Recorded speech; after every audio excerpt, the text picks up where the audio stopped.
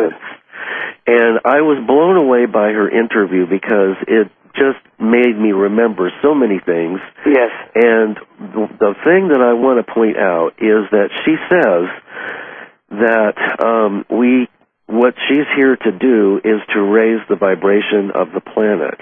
Yes. And that the only real change that we can make is how extreme these shifts are. In other words, if we can raise and hold our own vibrations and not fall into fear and not go into, some of the pitfalls of anger and the rest of it, the greed and ego and the rest, those of us who are raising our vibrations, then we will lessen the impact on the whole, and the transition will be smoother.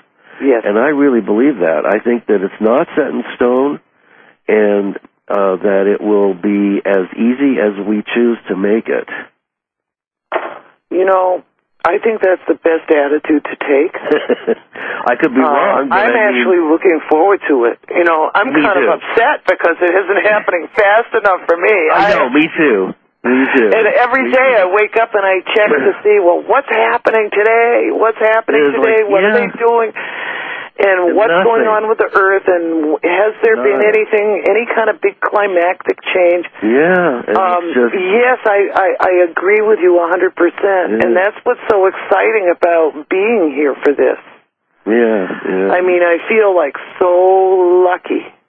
Yeah. And as the days go by, and it isn't even months or years anymore, as the days go by, it just to becoming easier and easier to get into this new flow of energy. And I would welcome, whatever the 100% version of this is. I'm not so sure, I mean, I think about the pole shift. I do think about that. I wonder how it's going to play out. They say nothing like this has ever occurred before in the universe, and that actually right now the whole universe is depending on us. Okay, because absolutely everything in creation depends on what we do right now. Yes. And that isn't an ego thing. That's the way it is.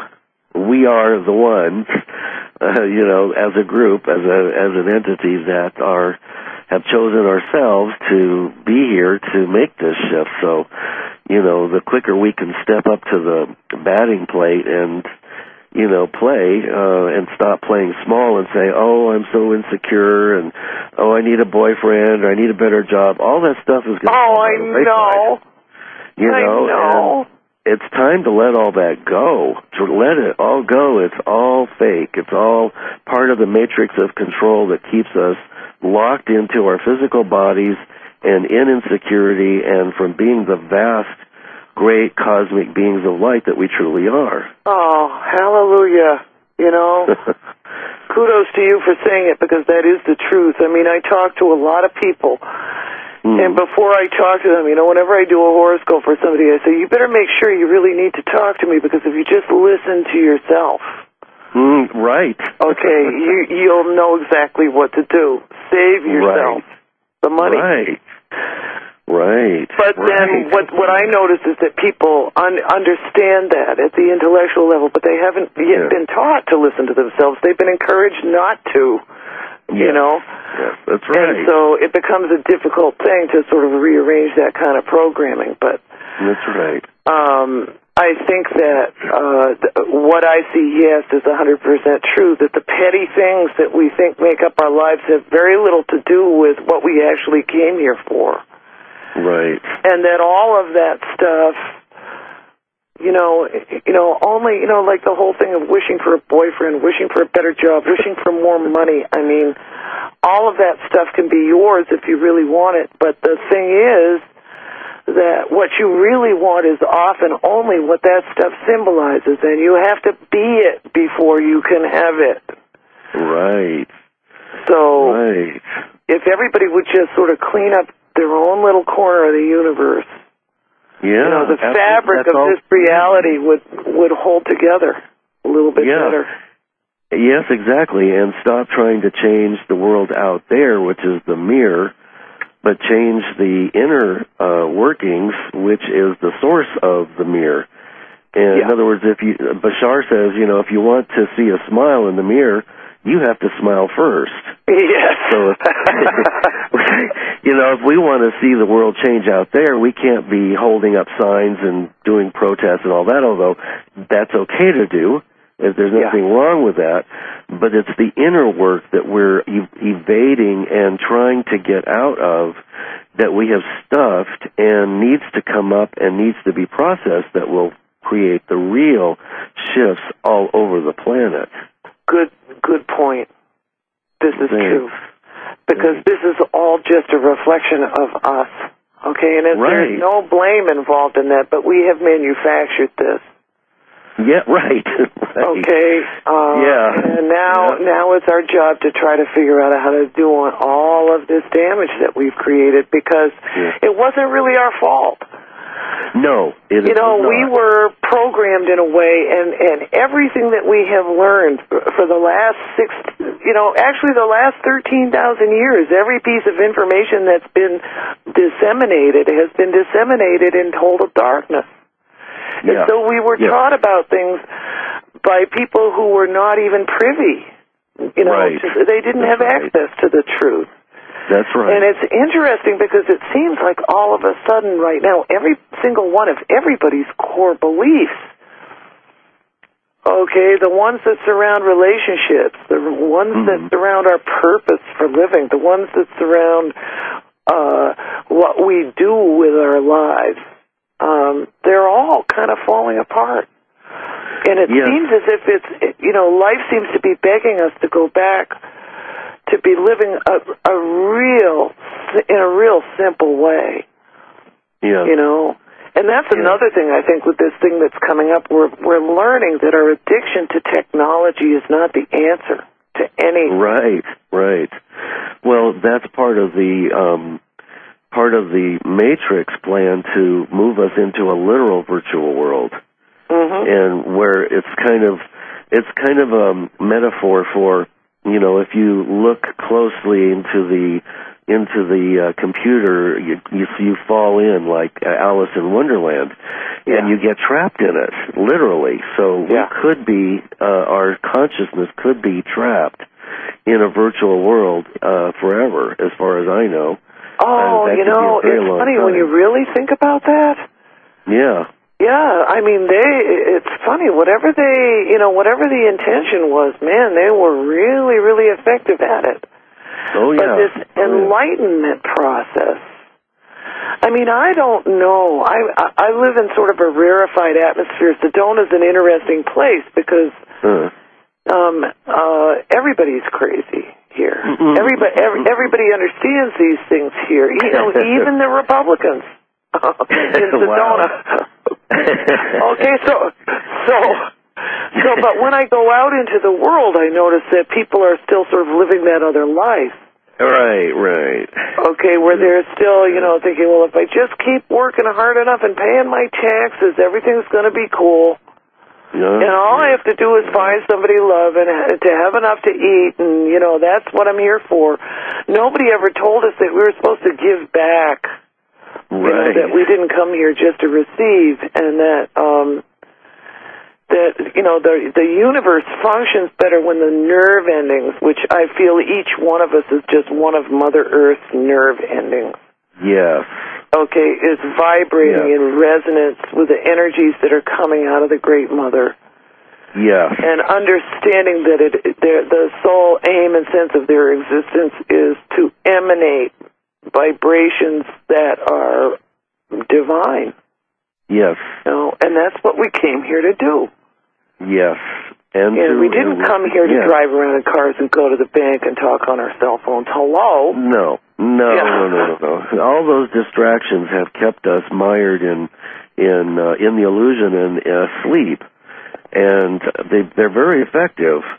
So I'm just wondering, what is going to happen that could shake many of us loose, because it doesn't seem that earthquakes or nuclear reactors or twin towers being destroyed by somebody or other seems to have any effect. It's almost as if the next day we go back to sleep and, ho-hum, Well, you know, it's funny, I agree with you. And this is why I'm thinking, you know, because I really don't know. I don't either. I believe, okay, or if I wanted to look at this from just an astrological perspective, yeah, I would say the movement of Uranus over the Aries point, which is the 0 degrees, 1 degree Aries, that's the first degree of Aries. As it goes over that point, my sense is that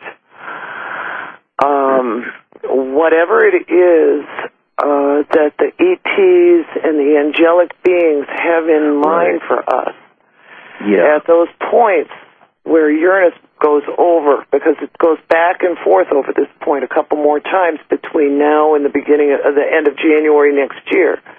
Okay. That those are the moments in time when the possibility of people waking up is more open. Like I kind of keep track of what's going on every time Uranus has hit that point.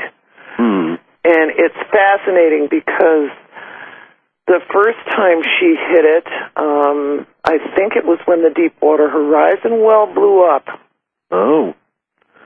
And actually, maybe it was a little bit before. No, maybe it was. I can't remember. I haven't got my ephemeris in front of me. But I do know that there was the day that Drumbolo did his first worldwide broadcast about the end times. Okay, he did this on it was a television broadcast, and it was all over the internet. And thousands of people tuned into this thing. But that happened on the day that Uranus hit the Aries point, too, and I thought, well, this is a sort of a perfect example of, you know, this person coming on and then, getting the information out to a broadband base of people. Absolutely. It was also when they were having the ET disclosure scenario in Washington, D.C. And, of course, the ETs have been thumping. I mean, they're everywhere now. It is impossible to set off a nuclear device anywhere on this planet now. Yeah, yeah. You've heard that. Yeah, absolutely. Yeah. So they're making sure that we don't do ourselves in. They're not overstepping cosmic law, but they are taking certain liberties that are at least legal for them to do, or there are forms of intervention that are legal. Yes, and I'm guessing that as we get closer to these various points and incoming energies, that there will be more and more of us awakening, too, to allow the light to enter, that we will see more of that kind of activity as assistance to where we won't see just the dark side that we see every day. We'll begin to see the light at the end of the tunnel, which might be literally, I don't know. Well, see, then the other thing to consider is the kids that are around now. Exactly. And all right. Yes. Okay, and the kids are, anybody under the age of 39 years old right now, because the first indigos are about 39 years old now. All right. Now, that first wave of indigos came in, and that group, I've watched them. I actually get to hang out with a lot of those people because they come to some of those workshops, and those people have all gone into the system. Yeah. Okay, and they have gotten into positions of power. Yes. And they are very mainstream, but, man, their minds aren't. No. And the kids and their kids. Yes. And there's a person in Argentina that's 22 that's, I can't remember, Mateus something or other. It's yes. Did you see that? Yes, I was listening to him. Oh, yes, my God. In fact, I ran a little piece on him in the spirit of Matt because I do a video link section in the magazine because there's so much information to be gathered from these videos that they have on YouTube. Yes. Yeah. Yes, that kid, he was like him and that wonderful girl Analia should hook up.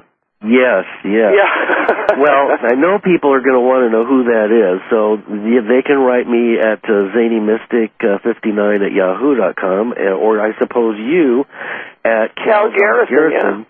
At gmail.com, and we're just out of time. Sweetheart. Well, it's always fun. I always enjoy talking to you.